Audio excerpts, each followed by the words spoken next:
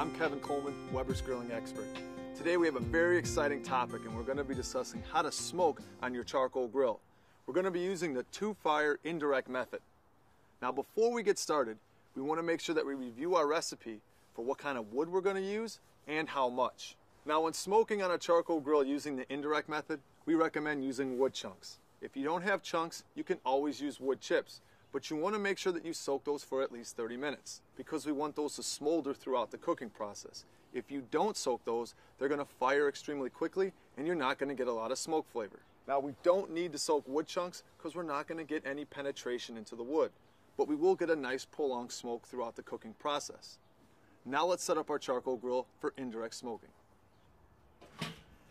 Light the charcoal. More often than not, you will need a small bed of charcoal for smoking, so start with the chimney filled about halfway. The swinging handle above the chimney starter is there to help you lift and aim the chimney where you want it. Be sure to wear insulated barbecue mitts when handling the chimney starter. Also, make sure to sweep any ash that accumulates on the bottom of the bowl and leave the bottom vents open all the way. Pour your lit charcoal onto the charcoal grate or in the char basket. I'm going to be using 2 barbecue mitts because the chimney starter will be warm. Put the empty chimney starter on a heat-proof surface away from children and pets.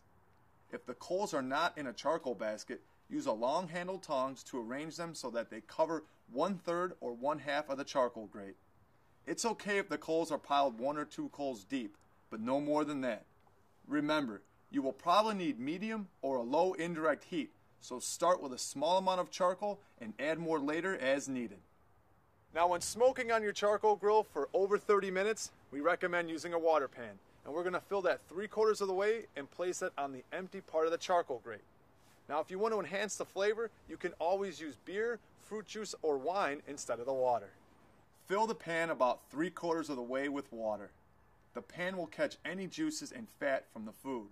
Plus, the water will absorb and release heat slowly, evening out the temperatures and adding a bit of moisture to the smoking process. Preheat the grill. Now we're going to add our cooking grate to our charcoal grill.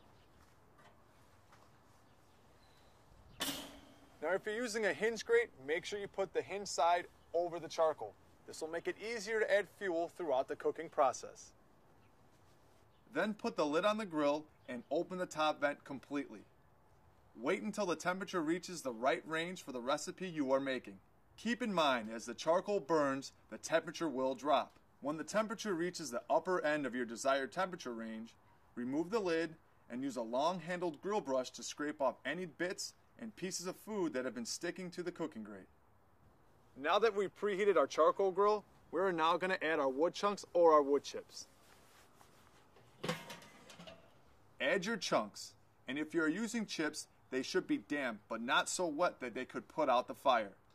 The damp chips will initially drop the temperature of the fire, but the heat will recover once the chips begin to smolder. Put the lid on the grill and wait for the smoke to start pouring out of the grill. Open the lid and arrange the food on the cooking grate as the recipe suggests. Close the lid and position it so the vents are on the side of the grill opposite the charcoal. This will draw the heat and smoke over the food and out the vent. Now hopefully we've been able to teach you some great tips on how to smoke on your charcoal grill. A couple things to remember.